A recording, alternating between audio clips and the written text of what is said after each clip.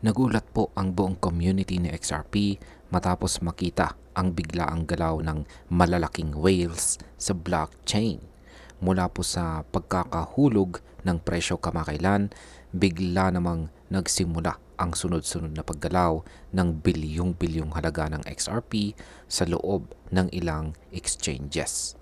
Ang mga traders at analysts ay nagtatanong ngayon kung ito ba ay senyalis ng paparating na malaking galaw ng presyo o simpleng internal movement lamang ng mga exchange. Kaya yan po ang siyang ating pag-uusapan sa video na ito. Pero bago po tayo magpatuloy ay pakibasa na lamang po muna ang disclaimer dito po sa ibaba ng ating screen. Yan, ano nga ba ang natuklasan ng mga analyst tungkol sa whale movement? Yan, sabi po rito ay according to on-chain data shared by crypto analyst Saif, several staggering XRP transactions were detected within hours. The most notable involved 145 million XRP valued at over $340 million being moved to Binance, one of the world's largest crypto exchanges. Yan, paliwanag po natin yan. Ayon po sa on-chain data ni analyst Saif, napakalaking transaction ng XRP ang na-detect po sa loob lamang ng ilang oras. Pinakamalaki po rito ang 145 million XRP na nagkakahalaga ng higit $340 million na inilipat patungo kay Binance. Dahil dito nagsimula po ang matinding speculation kung naghahanda na ba ang mga whales sa pagbenta ng kanilang holdings o may paparating na malaking pagbabago sa market. Kaya sa market impact, kapag ganitong kalaking halaga ang gumagalaw papunta sa exchange, karaniwang indikasyon ito ng posibleng pagbebenta na maaari pong magdulot ng short-term price drop. Ano pa ang ibang malalaking galaw na naitala? Sabi rito ay another 50 million XRP worth around $124 million was transferred between Bitfinex wallets, while an additional 50 million XRP valued at approximately $137 million shifted between unknown wallets. Paliwanag po natin yan. Bukod daw po rito ay may 50 million na XRP na nagkakahalaga naman ng $124 million ang lumipat or na-transfer sa pagitan po ng Bitfinex wallet at isa pang 50 million XRP na nagkakahalaga naman ng $137 million ang gumalaw papunta sa hindi kilalang mga wallet. Dahil dito, lalo pong tumaas ang tensyon sa community dahil hindi daw malinaw kung ito ba ay internal transfer o may kaugnayan sa institutional repositioning. Sa market impact, ang paggalaw sa pagitan po ng unknown wallets ay maaring magdulot ng takot or excitement sa market. Depende kung ito ay magre-resulta sa dagdag na supply o accumulation phase. Ngayon bakit po napansin agad ng XRP community ang mga transaksyon ito?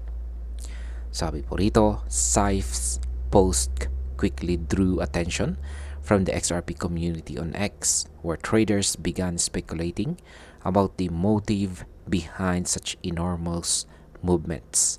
Many interpreted it as a potential prelude to a major liquidity event or price swing. Ayan, paliwanag po natin yan. Mabilis daw po na kumalat sa social media ang post ni Saif dito at umani ng libo-libong komento mula sa mga members ng XRP Army. Marami po ang naniniwala na posibleng ito ay paghahanda para sa isang major liquidity event o matinding galaw ng presyo. Para po sa mga traders, ganito pong klase ng on-chain activity ay madalas na sinyalis ng malapit na pagbabago sa market trend. Sa market impact, kapag tumaas po ang speculation, kadalasang sumasabay din ang trading volume na pwedeng magdulot ng short-term volatility sa presyo ni XRP. Ngayon ay ano po ba ang maaring ibig sabihin ng mga malalaking transfer na ito? Sabi po rito ay massive inflows to exchanges often raise eyebrows as they can sometimes indicate that large holders or whales are preparing to sell portions of their holdings. When tokens are moved from cold wallets to exchange addresses, it increases the potential supply available for trading, which can add short-term pressure to prices. Paliwanag po natin yan. Ang malalaking inflows daw po papunta sa mga exchanges ay karaniwang nagdudulot ng pag-aalala dahil madalas itong indikasyon na naghahandang magbenta ang mga whales. Kapag inililipat ang tokens mula cold wallets patungo sa exchanges, tumataas po ang supply sa market at pwedeng magresulta sa pagbaba ng presyo sa maikling panahon. Kaya sa market impact, posible pong makita natin ang temporary retracement kung ang mga galaw na ito ay totoong pagbebenta. Pero maaari ring maging opportunity ito para sa mga bagong buyers na makapasok sa mas mababang presyo. Ngayon ay may posibilidad bang internal movement lamang ito ng mga exchanges?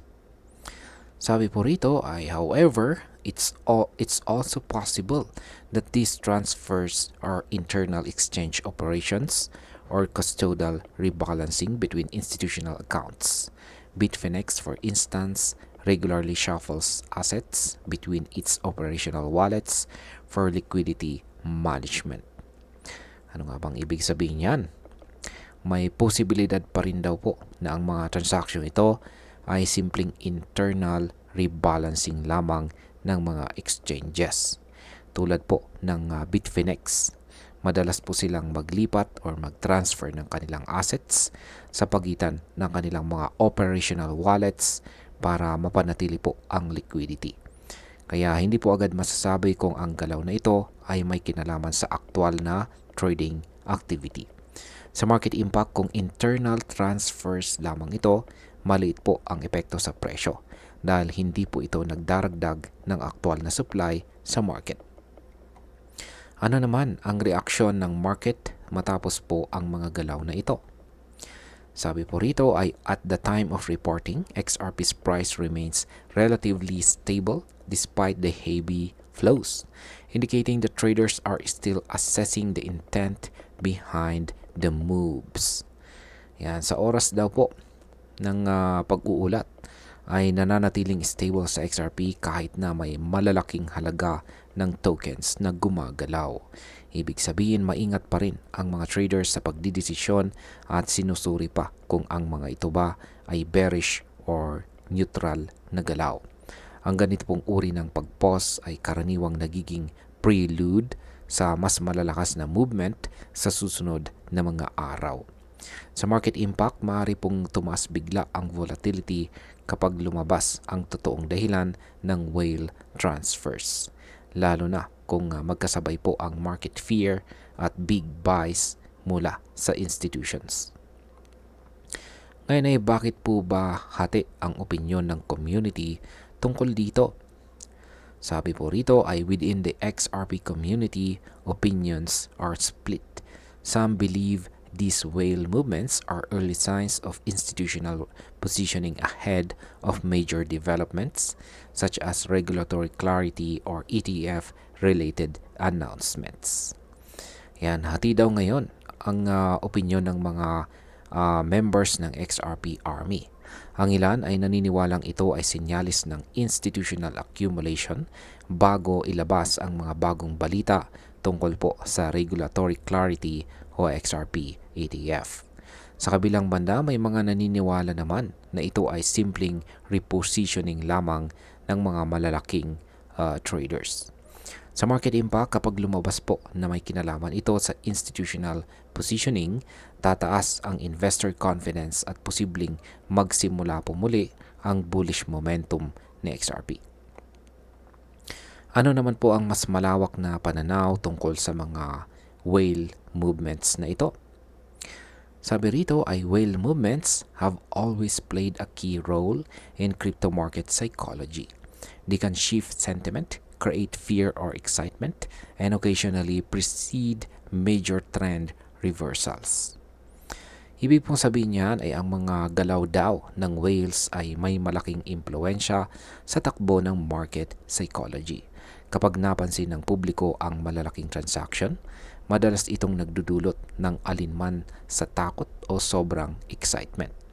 Sa kaso po ni XRP, bawat malaking galaw ay agad na nagbibigay ng bagong interpretasyon kung saan patungo ang presyo sa susunod.